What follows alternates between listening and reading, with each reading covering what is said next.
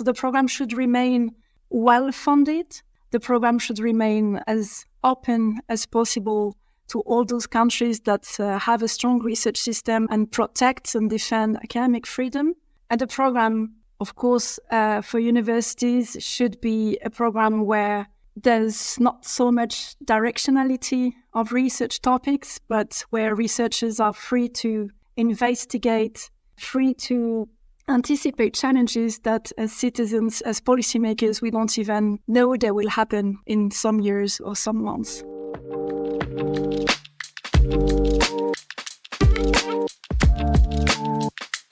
The future belongs to those who prepare for it today. Well said by Malcolm X. In today's episode, where we explore the future of research and innovation in Europe through the lens of the upcoming framework programme FP10. This episode is more than just a conversation about policy. It's about how strategic funding, collaboration and academic freedom will determine Europe's global leadership in science and technology. Joining us today, Silvia Gomez-Recio, Secretary-General of the Young European Research Universities Network, Marta Agostinho, Executive Director of EU Life, the Alliance of European Life Science Research Institutes, and Emmanuelle Gardan, Director of the Coimbra Group Brussels office. Our experts will share why FP10 must not only remain well-funded but also foster partnerships beyond Europe's borders. We'll discuss the importance of balancing high-risk, high-reward research with the flexibility for researchers to anticipate the unknown, all while driving innovation that will tackle future challenges. Throughout this episode, we'll hear how public funding, industry partnerships, and global collaboration come together to build a thriving research ecosystem. From the European Research Council to the Marie Sklodowska-Curie actions, we'll dive into the key pillars that will ensure Europe's long-term leadership in research and innovation. Prepare for an engaging and insightful discussion as we unpack the challenges, opportunities, and bold ideas that will shape FP10 and ultimately the future of Europe.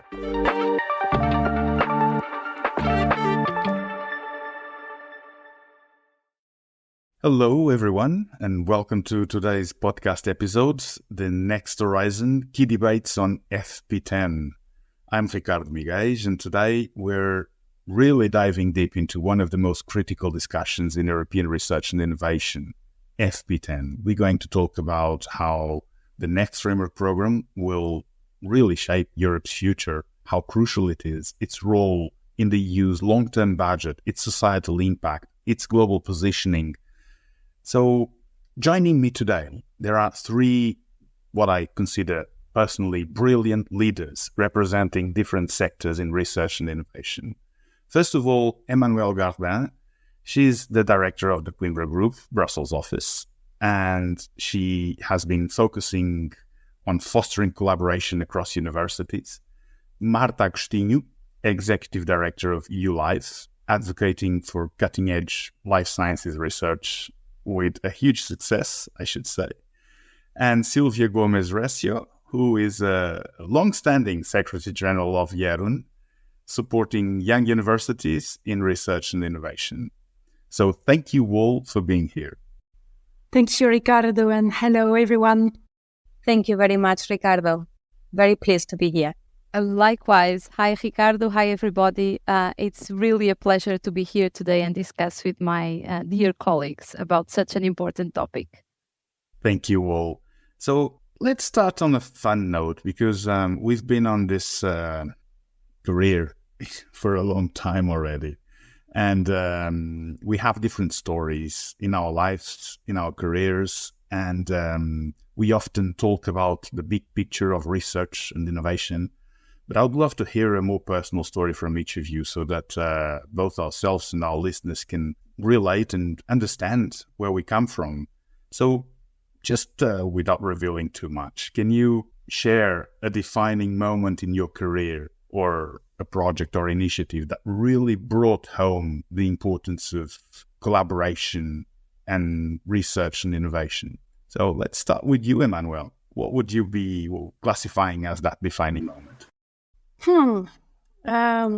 Not easy probably to just select one, because I would say I've spent my whole career collaborating with other countries in Europe, but also beyond Europe, I would say that, this milestone might have been to develop stronger cooperation between European countries and Southern and Eastern Mediterranean countries, because somehow it's more challenging, more complex, but also it takes you by the heart. So.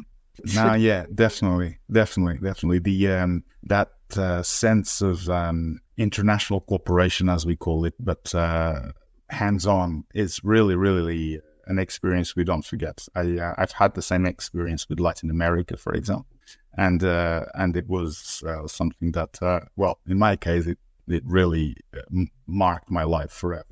And Silvia, what would you say is your defining moment?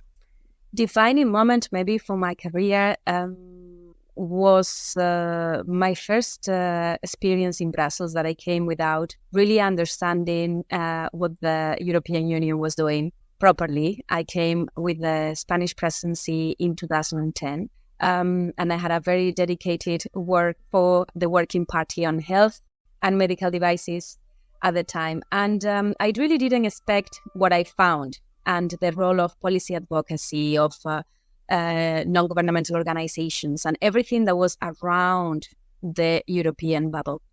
And I felt fascinated by it. And I remember that in Place Lux, that everybody will know where it is.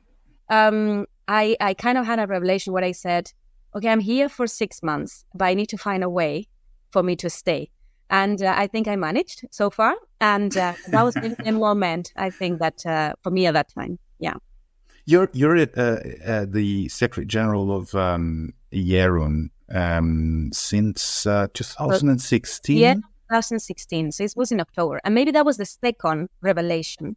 I was working as a policy officer for one university, and we had myself a representation in Brussels. I remember that I was frustrated that we couldn't really voice our messages to the European institutions in a strong way. And I kind of felt I need an association that will represent this university. And that was at the moment YERUN was being created. And I learned from that job application like soon after. And that was it. But I really came as a need in a university of having an organization that would defend also our interests. Really amazing. And about you, Marta, I have to say that disclosure, I know Marta for many years, and we have crossed paths and collaborated in many occasions, and it has been a huge pleasure to go along this path in research and innovation with you. So, Marta, what would you say is your defining moment? Well, I mean, I'm a little bit like Emmanuelle. I think it's quite hard to identify it, and I was thinking about the levels. So for me, I'm really passionate about building communities. I really think the power is in people, and for those who know me, I think that is kind of transparent in my work. So I would go not for one, but for two, because of course I cannot avoid speaking about EU Life, because I joined EU Life at the very early days. So it has been an immense pleasure and revelation to build an organization from scratch, together with those few who really believed on it since the first day. So this was one of the revelations, and it really fulfills me a lot, professionally speaking. But I would like to go back to our old days, Ricardo, in Portugal, where nobody was speaking at all about research management, research managers, and the role of different people in the research and innovation ecosystem. And I was fortunate to have a bunch of people together with me to think, okay, we need to do something about it. And we did it at the level of the city of Lisbon, at the level of the country, and we started working with ministries to kind of professionalize more research management. It might seem, not so flashy, but I think it's really empowering. No, and it's quite funny because when that started, I remember two occasions in relation to that story. I remember one occasion when me, you, and Julio, who is the head of communications at one of the largest life sciences institutes in Portugal, sat down and started discussing, what can we do to promote professionalization of research management. And then a bunch of other excellent people joined the movement, and the movement grew, and in itself is a self-sustained growth person, and it's really a pleasure to see. The second occasion is when the movement was already really dynamic, and they started getting a lot of support also from public entities. I remember seeing those papers and those proposals falling on my desk when I was at the Secretary of State for Science and Technology, and having that discussion with the Secretary of State at the time, saying, we really need to support these people. This is really, really important. I mean, I obviously didn't tell her. I was involved from the beginning, like many years before that. But it was really, really a pleasure to see. And today, I think research management is really mature, but it still has a long way to go in terms of the institutional mentalities across universities and research performing organizations in general, and also in industry. We don't have a career per se yet, and that's something that. But before we go into the specifics of FP10, and now that we warmed up, I would like to start setting the context for our discussion, which is the next framework program for research and innovation. And it is one of the most significant investments in research and innovation in the world, not only in Europe. For Europe is absolutely crucial, but in the world. It has a massive budgetary dimension, even in the scope of the European budget as a whole. Even though, as I'm saying massive, but it's really not that big. And if we put it as in percentage of GDP, for example, for Europe, it's ridiculously small. So it has, however, the potential to really continue to help even more, putting Europe at the forefront of global research and tackle the really key issues that we have to tackle, but not in a reactive manner like we have done so far in the majority of the cases, but more in a proactive manner. And a lot has been spoken about and done about foresight, etc., in the recent months and years. But those challenges like climate changes, health crisis, digital transformation across institutions and industry. But beyond all of this and beyond the numbers, FP10 really has a strategic role to strengthen Europe's influence in the global stage. So I would like to ask you, each of you, to reflect on this from your personal perspectives, and also take this opportunity to emphasize that all of these questions and all of this conversation is on a personal capacity, not on an institutional capacity. Of course, we are what we are, and we represent our institutions, and we might refer back to even positions on FP10 that our institutions have. But this is an honest, open conversation that goes beyond that. We try to go deeper. We try to be to contribute to the remaining community on this important reflection and timely reflection. So if I would ask you, what were the most critical ways that FP10 can solidify Europe's global leadership in research and innovation, what would you say? Because, and I really would like to take this to a higher abstraction level. Just the other day, I was reading LinkedIn, and Anne Mettler was saying, think Europe globally, not Europe in Europe. And I have to agree with her 300%, 1000%. I even made a link to her post in our newsletter, because it is so important to, in my perspective, to do that. But how can we do that? What are the most critical ways in which we can solidify Europe's global leadership in research and innovation? Well, then, let me start by building on what you've just said, Ricardo.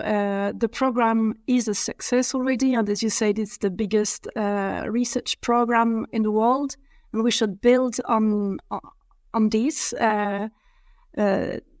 This is why, of course, we want to increase, we want to see the budget of the program increased in the future. We want to see the program continue to be as open as possible. And if there's margin for improvement with the current period, we would probably advise that the association agreements are signed much more rapidly than has been under Horizon Europe. So the program should remain well-funded. The program should remain as open as possible to all those countries that have a strong research system and protect and defend academic freedom. And the program, of course, for universities should be a program where there's not so much directionality of research topics, but where researchers are free to investigate, and as the pandemic period has shown, free to anticipate challenges that as citizens, as policymakers, we don't even know they will happen in some years or some months. So we will have to go much deeper into some of the possible what you said. But let me just ask you this very directly then, Emmanuelle. Do you think that no directionality is the way to better solve and to better anticipate crisis? From a purely academic perspective, we should at least strengthen that dimension. This has proved successful. This is one of the main assets of the framework program, and this should be constantly defended, preserved, but also enhanced. Of course, 100% a program 100% free in terms of topics, challenges would not work, as we need also to think about the continuum between education, research, but then the innovation phase, and we know that policymakers and citizens also expect researchers to provide answers to current challenges. But in an ideal world for academic researchers, yes, topics should be fully open with the resources and the support provided for them to provide solutions, ideas, innovations. Yeah. I mean, and Silvia and Marta, feel free to come in at any time and complement all of this. I think there's a lot to unpack here, and I think our conversation will come back to this many times. I would just like to emphasize before I pass the word on to you that we just published an editorial in our newsletter this week on the research for the common good, because our chair of the board actually felt the need to emphasize the pain of the researcher. Right? When the researcher is trying to research, trying to drive openly to the unknown, and is constantly constrained by what you very rightly call the directionality of the funding instruments.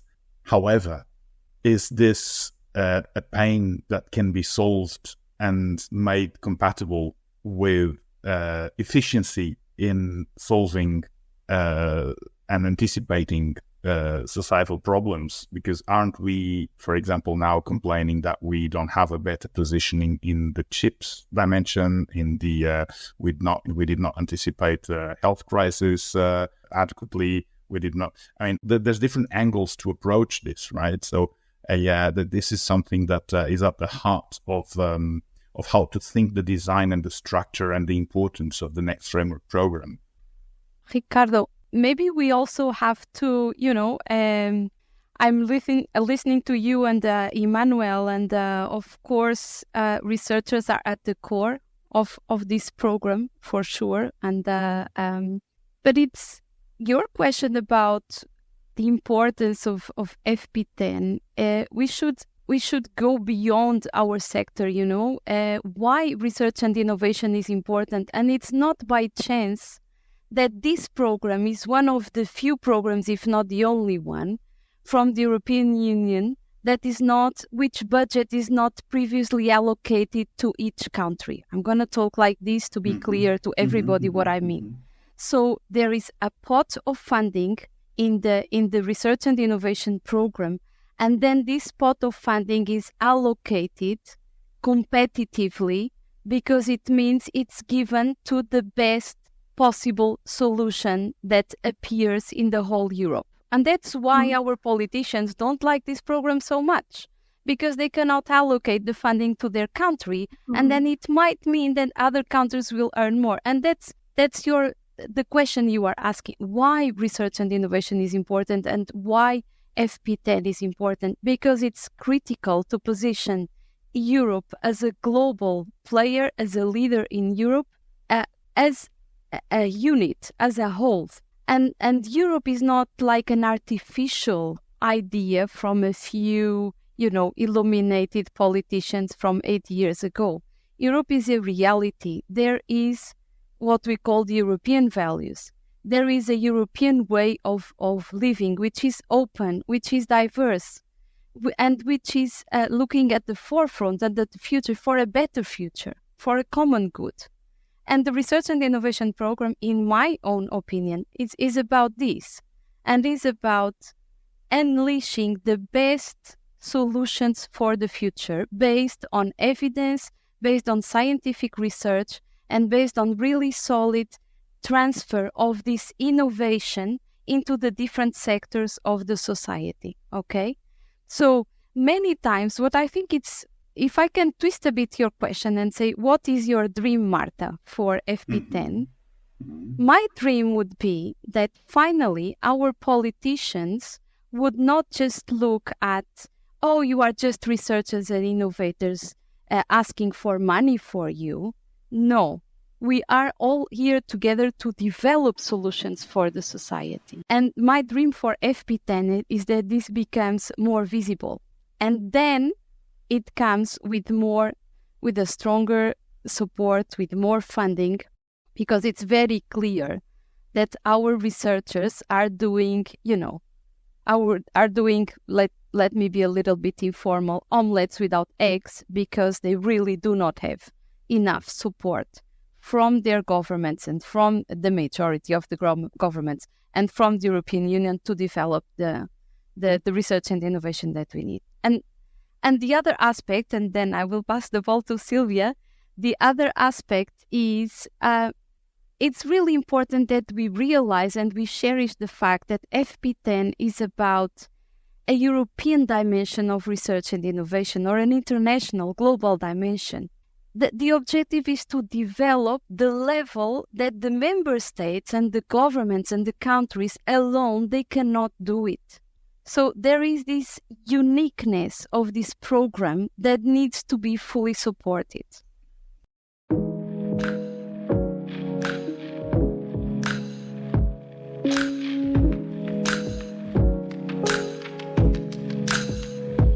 Europe's future in science and technology is at a crossroads, with FP10 set to define the next era of research and innovation.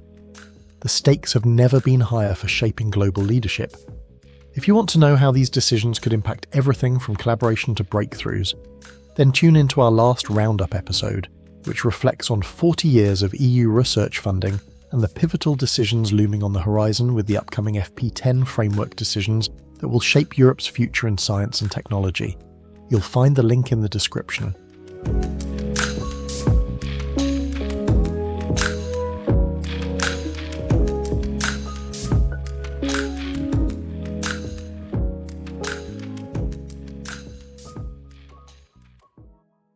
Could not agree more with you in every single thing you said. I just think that further down the line in our discussion, we're going to have to put some of the things you said in context, because I think we should also be honest and look from the angle of, okay, we're talking about the global importance of FP10, for example. What are the other regions doing? Why are we feeling that commercially and societally even, we are losing out. We are losing quality of life. Why are we getting, finding some of our researchers and a lot of our researchers continuing to migrate to other regions? Why do we have so many strings attached to state aid rules for research? Why do we, all of these questions come in a role, and I think we need to put things in context, because when you're in the European Parliament or you're in a national parliament, the questions that parliamentarians and politicians and executive and legislative will be asked and will have to answer are closer to these type of issues than to a general concept that has been proven to take many years to provide economic results. So I think we should challenge ourselves to look in these diverse angles, but I don't want to monopolize this, and I would like to pass on the word to Silvia.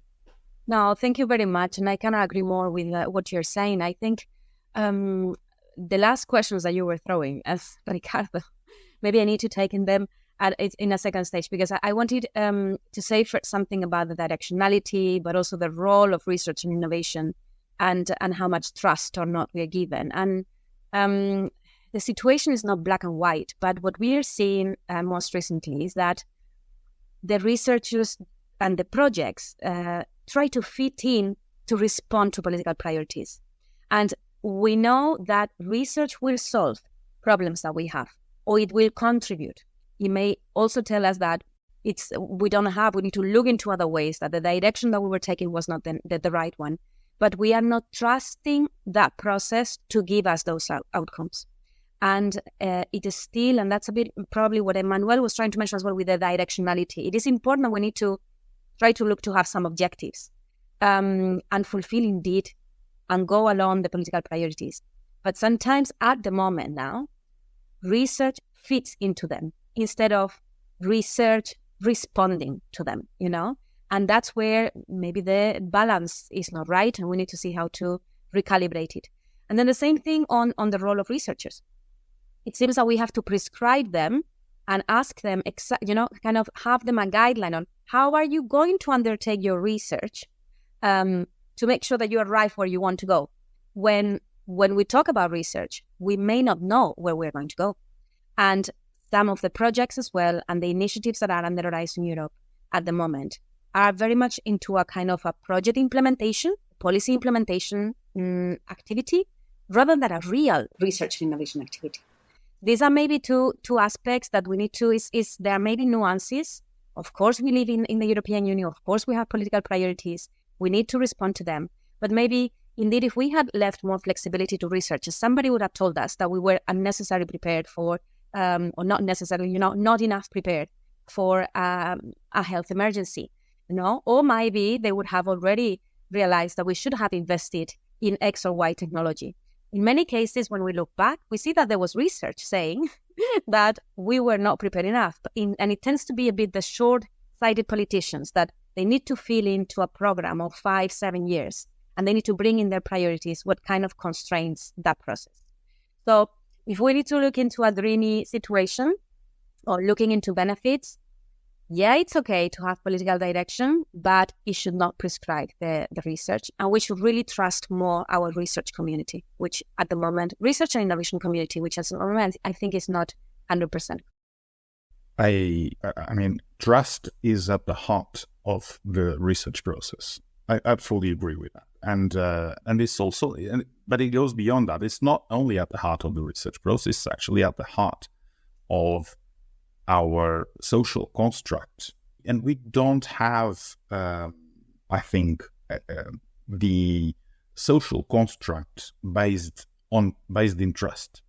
We have a social construct based in untrustworthy practices. And when that comes to research, that translates into researchers and research organizations having to lose a lot of time, not with real research management, but with petty finance management based on untrustworthy practices of having to prove why I went on for lunch with someone, why I picked up a taxi, at 1 o'clock in the morning in the middle of somewhere that I don't know when I was in a meeting to actually, do and develop research with my colleagues across Europe. So that's something that I fully agree with. What I cannot get around is the fact that all that process is in a research and innovation cycle that starts with the knowledge production. And if we look at it very linearly, is, to make it simple, say on basic research or fundamental research, and has to go up levels of maturity, has to be demonstrated, has to be translated into other types of outputs that are being taken up by other types of institutions, like companies. But before that, and before I get there, some institutions that not only are dedicated to that translation of knowledge from more basic research to more applied research, but are also dedicated, because they are dedicated to that, they have the skill set, they develop the skill set, the mentality, the culture, the language to do that. And it's not all institutions that have that culture in them. So I hate when people say that only one type of institutions have that capacity. I really don't like it. But because I think there are universities with excellent capacity to do that, there are excellent research performing organizations with excellent capacity to do that. There are RTOs that are mainly the entities more focused in that capacity. But to come back to the issue of the dream FP10, we need to relate, in my opinion, with what Marta said, which is this distinction between what is the European level doing and what is the national level doing. Because if we say, what do we want from the European level? Because you said the European level is here to actually aggregate and solve issues that cannot be solved. That's the principle of subsidiarity, that cannot be solved by a single member state. So if that is the case, that inherently, and that's why Esprit in the 1970s went in that direction, that's why inherently there is a certain directionality in the way that things are done. And it doesn't mean that cuts out the lower TRL, for simplifying reasons, research. So that just means that we have limited resources. We live in a competitive world. Europe is not isolated in the global sphere. And we don't want to be, right? We said that in the beginning. So what I would like to discuss a little bit further and go a little bit deeper here with you, still in this level of thinking the future of FP10, is but from the current reality, is how to address this. How do you and maybe you at this point in time would like to make a bridge with your institutional position papers. How would you respond to this challenge? So I think all this discussion on directionality is important, even though it's quite difficult because directionality means different things for each of us. I mean, in terms of the intensity of the directionality, and let us not confuse directionality with how we implement research and innovation projects, okay? So implementation, administrative burden can exist still without directionality. So they are two completely different aspects. So for the time being, let's reserve the administrative burden for a later discussion. So directionality, it might be important, but like Silvia said, it cannot be prescriptive, okay? And it's true that our resources are not infinite. So it means when you do scientific research, and I'm talking about generation of knowledge, right? Knowledge production. The more prescriptive you are, meaning the more you say, I want to reach to this solution and this result the less likely you will develop a solution fast to address it. This is only possible in later stages of innovation and then in implementation, okay? And what we are talking here about is about research and innovation. And in the last couple of decades, there was a movement towards forgetting about the dimension of the research, of the open-ended research, that is higher risk, of course, and that is, it has potentially high impact, in my opinion, and in our opinion in EU Life. And research, and the FP10 is a public program, right? So, and this is in our EU Life guiding principles for FP10. And the rationale for a public program should be to look at a public perspective on research and innovation.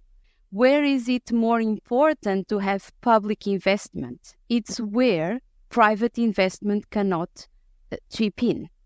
So private investment is actually one of the big challenges at the European level. So for European compared to other global regions in the world, right?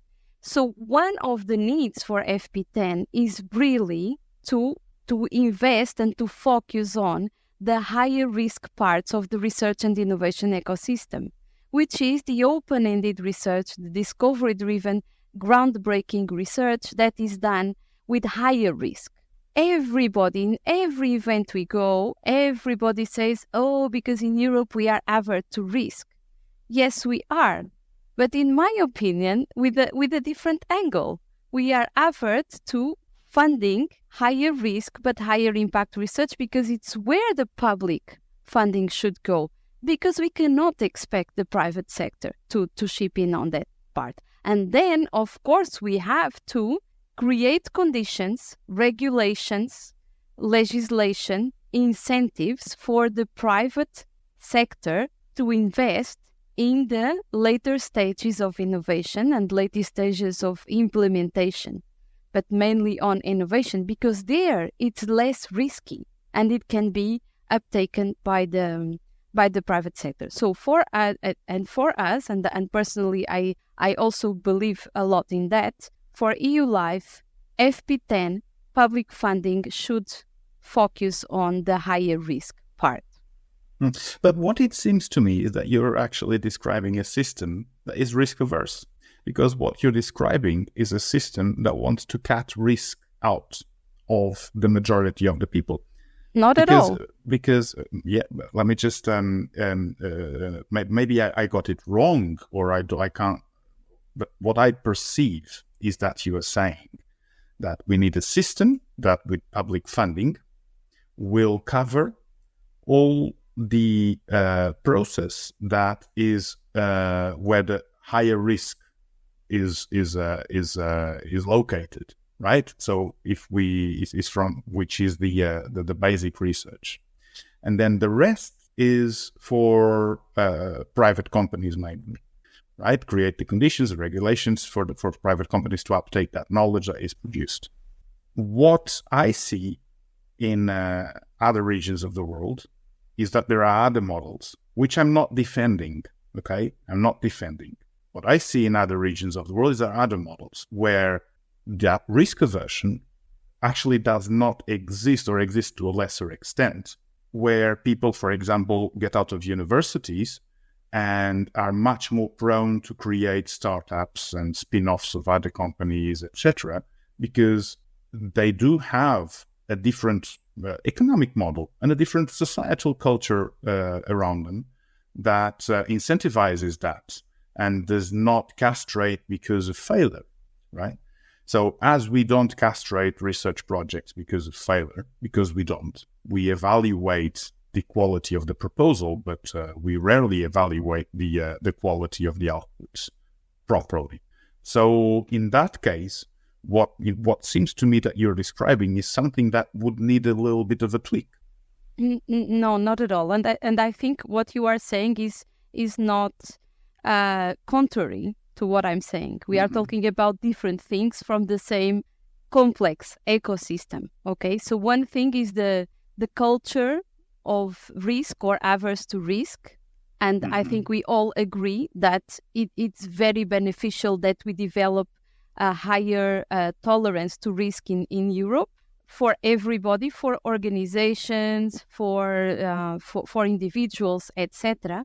But that's not what I'm talking about when I'm saying that when we look at public investment at the level of the European Union, and specifically speaking about research and innovation, we have to make choices, because if we were, if resources were infinite, we wouldn't be discussing this, right? So when we have to define priorities, where to invest public money to take the best out of it later on, my argument is we have to invest precisely to support a less averse to risk society. We have to take up and invest in the higher risk parts that cannot really be taken by the private sector. It's not their role, it's not their remit, it's not their nature. They cannot survive if they invest on that. So it leaves only to the public sector to invest on that. What you're envisioning is a really a program. If I can try to translate, but correct me if I'm wrong. If I can try to translate this into more concrete practices, is a program where the majority of the budget is directed into a higher risk research, so unbounded research or unbounded within certain limits of the objectives that are defined, but unbounded. Yes, and connected. Go ahead. Yeah, go on. Go on. And definitely that connected to a proper promotion of a risk culture, entrepreneurial culture, and to proper promotion of knowledge transfer, technology transfer, mechanisms supporting the transfer of knowledge. I'm not arguing for, and I don't think you will find many people arguing for just doing research for the sake of research at this level, when we are discussing where should the European Union invest its public funding. Except the public funding, of course, it's totally what I mean. Invest in the higher risk parts and invest in creating conditions for a proper, professional, very competent culture, averse to risk, and really knowledgeable about transferring the knowledge. That is, and then you will have the private sector piling and waiting in line to invest. Yeah.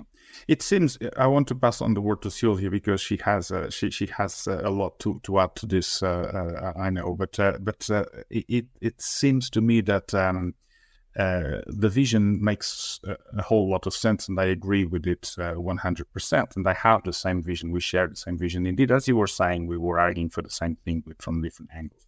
But on the other hand, there are other things that come into play there. And that's why the discussion of program managers, for example, started coming up so much. That's why the discussion and the conversation with policymakers often goes on to, yes, but I need to justify my investment, right? Exactly. But if I can come in now, Ricardo, there, like I need to justify my investment. Well, we need to understand that we need to aggregate all that from the global perspective of the whole program. And at the moment, we are very much looking into the isolated projects individually. Because indeed, when you are high risk, you may also fail. Many of the projects that you may go may need to finish earlier. And so far, we are not allowing ourselves these opportunities. Because once you have said something in a proposal, you need to deliver it to the letter of what you wrote several years ago, and be evaluated according to that. So that flexibility, this aspect for creativity and innovation is not actually allowed. Maybe in Pillar 1, maybe potentially in Pillar 3, but the whole Pillar 2, when we are really looking into how we are collaborating globally and at European level and where we have more partnerships, is very much prescriptive, and that's when indeed you are preparing a project proposal and you need to anticipate how you're going to do things. And you cannot change your mind. Because in some of these cases, you will then need to report changes into the grant agreement. And that poses question. So that's the part where we indeed are not able to follow that. Same also if I can come in with the impact that we're asking for projects. That it cannot be like one single project. We're asking too much from very single and simple actions. And we should look into things much more in the aggregated level, you know? And then there is also something that you've mentioned, and from our side, maybe I would like to go and talk a bit about it. I'm not sure we will find a conclusion today, but I think we are very wrong with the linear approach on how we see how research goes to innovation. And this is at the moment how the program is put into place. We're expecting it's designed like that. Then the knowledge will be advancing. And once it's enough advanced, we will start creating collaborations with other sectors. And after that's it, we will then start developing business models and some outputs, you know, so the private sector can take it. And what we're seeing with our researchers, but also when they are discussing lessons learned from COVID, is that the innovation on research happens at very different times. And some research at very basic level can become a disruptive innovation if we put enough players together at the right moment. So far, it's very difficult to find these types of collaborations in the current projects because we have a lot of prescription on you should be at this level of research, you should then be this type of partners. And we are not allowing that flexibility. Our members were also sending some information with the automatic vehicles. They were saying, on the one hand, you need the technology. On the other hand, you need also the manufacturing of an industry. On the other hand, you need also the regulatory bodies. And there are places where one thing will not advance enough if other players are not put in place. But if we wait for this thing to be ready by when the framework conditions will be ready, we will be too late. So we are also trying to see how could we reflect in these lessons learned from COVID, or some of other disruptive technologies are helping or bringing us to realize whether public funding can also respond to this flexibility. For the moment, it's very, very, very difficult. And we have recently seen this, what on the other hand looks well. So member states are realizing that indeed we need to continue investing in fundamental research. And I think this narrative is extremely positive. And in meetings and things, we are seeing that this is being much more relevant. However, now they want to have this kind of research actions and then other innovation actions. And maybe we need to be careful that something that is so important we need to indeed make sure that we invest in this is not then, poisoned in the ways of implementing. So we should maybe look into indeed how the process of innovation happens and how it is really not linear at all, but much more cycled or even, serendipitous, let's say. Mm-hmm, mm-hmm. Emmanuelle, do you want to add anything at this point? Not necessarily. I fully agree with what Silvia has just said. The only thing I had in mind when Silvia was talking about that process, which is not linear between research and innovation, I would add, with my hat representing universities, that it's also necessary for the system in that process to regularly transfer knowledge, not only to economy, but also to the education system. If we found the best research, as Marta was recalling, this best research should also fill in the education systems, master programs, the graduate programs, so that in return we also have the best researchers in the system. Mm-hmm. Oh, I love this conversation. I think we are indeed going deep into some of the areas that are crucial to and need to be thought. But if you allow me to keep on working a little bit as a devil's advocate and also to bring different angles, I would like to ask you, so what would be the role of industry in the framework program? Well, a very short answer maybe on my side, but I think industry and public institutions like universities cooperate a lot and much more than we sometimes hear in some meetings or events. So that's crucial. We should not see them as competitors, but if you look on the ground, you will see them cooperating No, but I wrote a paper on ecosystems of where universities are play a crucial role back in 2017 or 18, actually justifying that. But that's not the point. The point is when industry comes into play, and Marta said it, I mean, they are not tailored for this open research, right? For this more basic research. They need someone who speaks their language. They need something that is more directed and that answers specific needs that their stakeholders, that their shareholders, that their clients actually are looking for, and that in turn, that society looking for those solutions and those products or services. So, in the current shape, the framework program has public-private partnerships in different shapes and forms that we can criticize, and I do in some cases. In many cases, it started having more and more mix of instruments, like the important projects of common European interest. It started having in the EIC also different types of instruments to promote that take up from the companies of the advanced deep tech knowledge. So my question to you is, how do you think that happens? And you don't see a space for that in the program, or you see a space for that in the program, but in clear terms, what is the role and how would you envision it in that vision, which brings to the fore a more open program that is mainly led at the European level, because that is another thing that I know I'm complexifying the question a lot, but at the European level, because if we look at national level, so what would be the role of the national levels? So, but let's stay with the question. Let's focus for the moment on the industry part of the question. Well, to be very clear, I mean, industry is absolutely essential for research and innovation, right? So the thing, and this is my personal opinion, is that I don't think that industry has the same needs regarding the research and innovation framework programs as research performing organizations in the public system or the non-profit system. For example, and then I think we should really ask industry about it. I can only say what I think about industry, but I think it's very important to have industry on board at all levels, like having the scientific research community on board at all levels. But probably what is most important for industry is not the funding itself, for example. Probably is much more to create regulatory conditions or to create cultural mindsets that are really adequate for industry.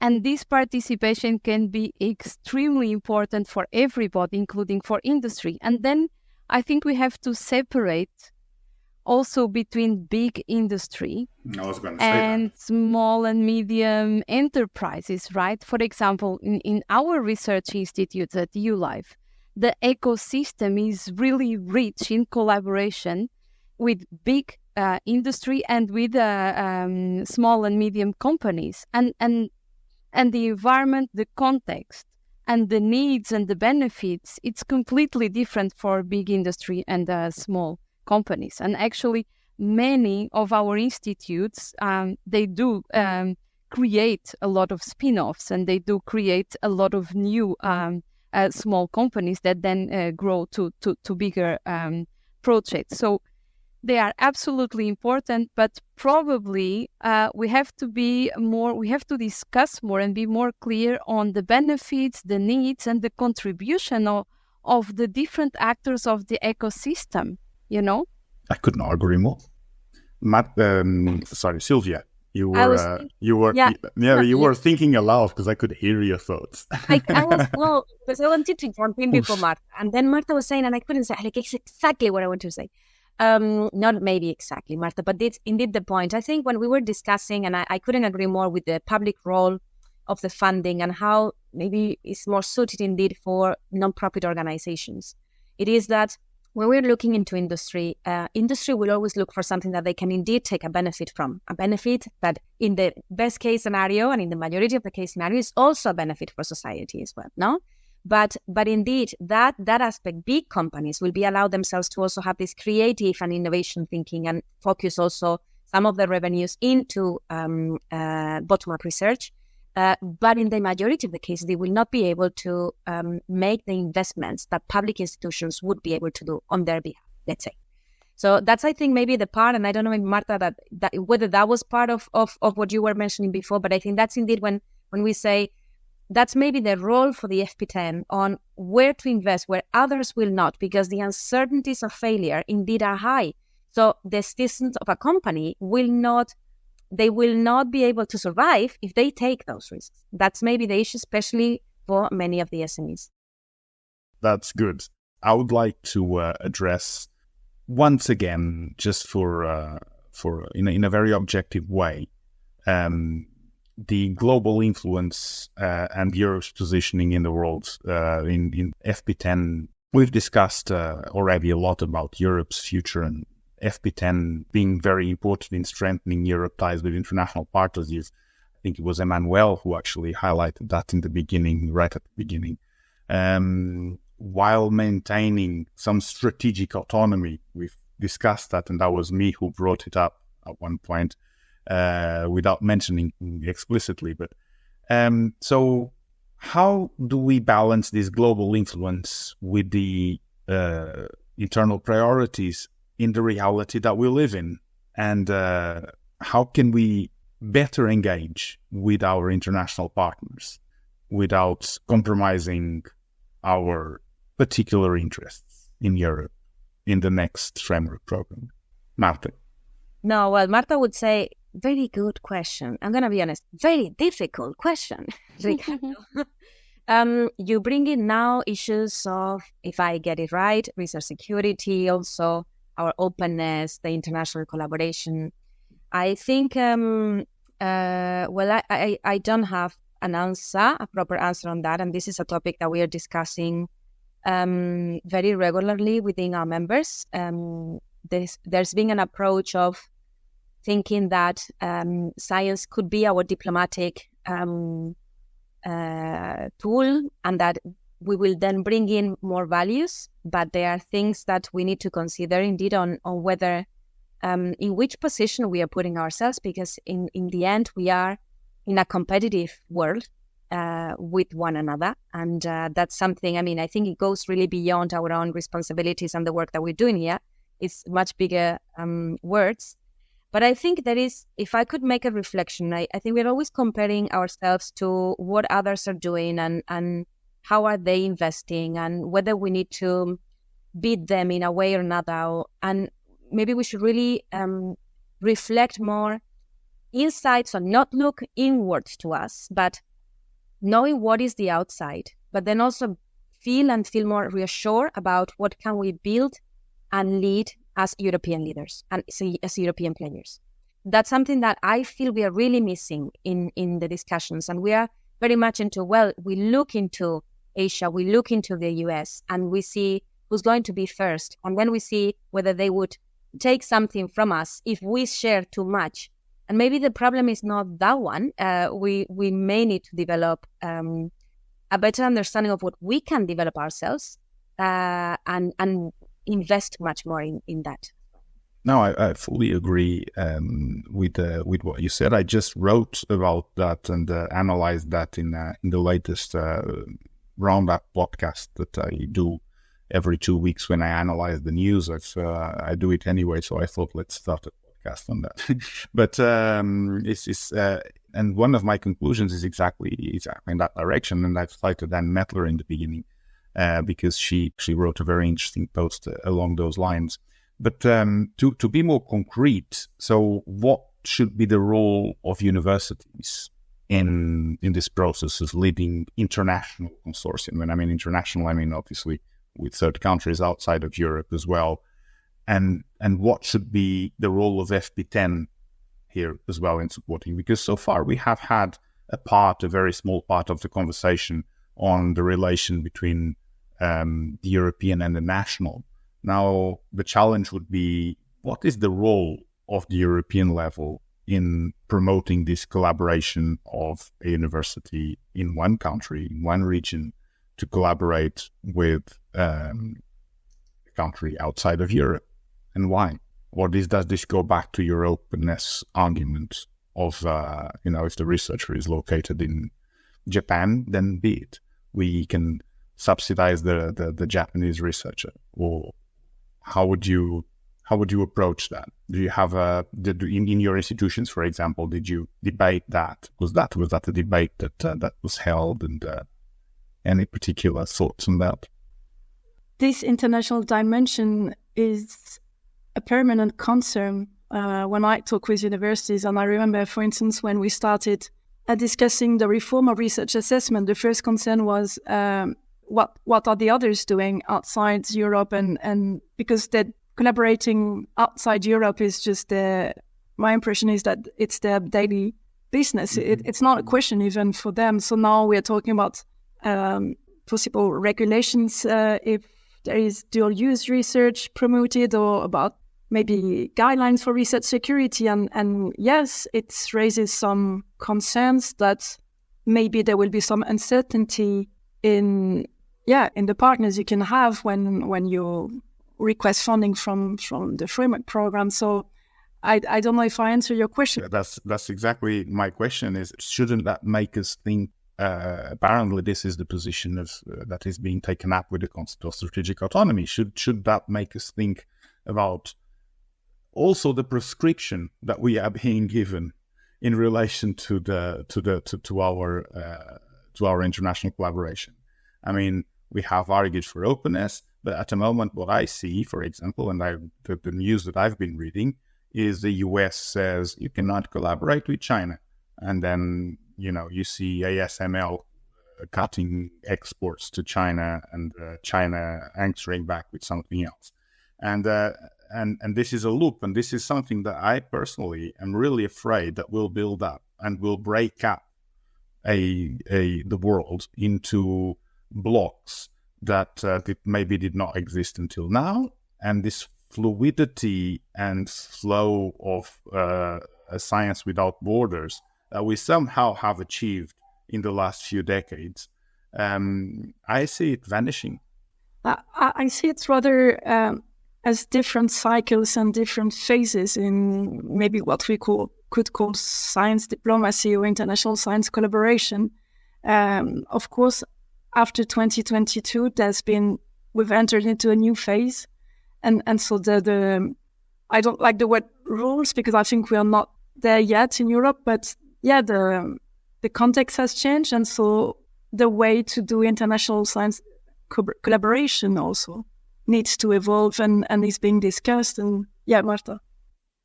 Well, I was following up on you, Emmanuelle, and I'm thinking, I mean, of course, the world is more complex now than 5 years ago, right? In terms of collaboration and openness. And Ricardo asked, what is the role of universities or research performing organizations like research institutes, etc., in this? And I immediately felt some kind of a burden on myself, like a responsibility, as a part of the leadership of this research scientific community to solve the problem. But this only shows, your question only shows how research and innovation nowadays is so much entangled with politics and with any other sectors that we can no longer think on these lines. So, of course, there is a role for the research performing organizations, but in this respect, this goes much beyond research and innovation and has to be tackled collectively. And I think, for example, the European Commission is getting this angle right in this direction, right? It's about how can we collectively, as countries, as member states, as support and include research performing organizations in tackling this, because this cannot be solved alone. And then we didn't even talk about something that is, in my personal opinion, a much bigger game changer, because, the roles in Asia or the roles in America or whatever, we cannot control them. and they are different. And we play on different play fields with different rules. So, and we would never change some of our types of actions. But there is another game changer here that we're not talking about, which is, for example, for the first time in many, many decades or centuries, or for the first time ever, the bulk of discoveries in one scientific field is solely on private companies that are global companies. I'm speaking about artificial intelligence, right? The majority of the discoveries right now, like 70% or something, come from companies. They own it, and they will change the rules how we will interact together as a society. So, and this goes back to research security, to how we use, who is the owner, how this will impact the way the world will evolve. Sorry, I Marta, just threw more. That's one of my favorite ones. I absolutely love that question, and I absolutely want to go deeper into that question with in a different podcast in the future. You're more than invited to participate in that one. And I know it feels short now, even though it's a long podcast, because the conversation has been so dynamic and so interesting, thanks to your wonderful reasoning and capacity and inputs, knowledge and experience. So really, really thank you for this really insightful discussion. It is very clear that the FP10 will be crucial for all of us and for Europe. Let me finish again in a not, I would not call it a light note, but you can enlighten it for sure for us and for everyone, which is one of those questions that everybody loves, which is, if you had to choose one action that FP10 should prioritize to ensure long-term leadership in research and innovation, what would it be? And I will begin with Silvia now. Too bad. No, that's okay. But first of all, a small thank you already for bringing this alive and bringing us together, and for the initiative. And if I have to take, one key thing, for me, the crucial role of FP10 relies on the collaboration and the collaboration aspects, so collaborative activities. So maybe there I cover several more, but I think that is something that we should continue investing, because we cannot solve anything alone. No institution can solve anything alone. No single approach can be right. And it's in that collaboration that we will have more success. It's a very good answer, and a very interesting answer in the follow-up of this discussion. And I will go now to Emmanuelle. So if you allow me, I will pick two. Don't be greedy, Emmanuelle. Not surprisingly, I will say the ERC, but I think we haven't talked over the past hour about early career researchers, so I would pick ERC and Marie Skłodowska career actions. Okay, so you think that ERC and Marie Curie, which is the careers-oriented instrument that exists within the framework program, are key to prioritize and ensure Europe's long-term leadership in research and innovation. Okay, very good. Marta. So I think for the FP10, it's really important to keep it simple and be ambitious. And the concrete action for leadership, like Emmanuelle says, is the ERC. The ERC and Marie Skłodowska-Curie actions. I agree with you, Emmanuelle. I was going to go only for the ERC because it works. It has impact and is overly unfunded right now. So it's a very simple decision to take. I'm going to close the podcast on this note with your voice, the three voices in this leadership position towards the European outlook of FP10. we all know that we still have a lot to think about and a lot of ideas to mature. This conversation was really a proof of that. But I really thank you again for your time. And I'm really looking forward to our future conversations moving forward. So thank you, and until very, very soon again. Thank you very much. Thank you, Ricardo.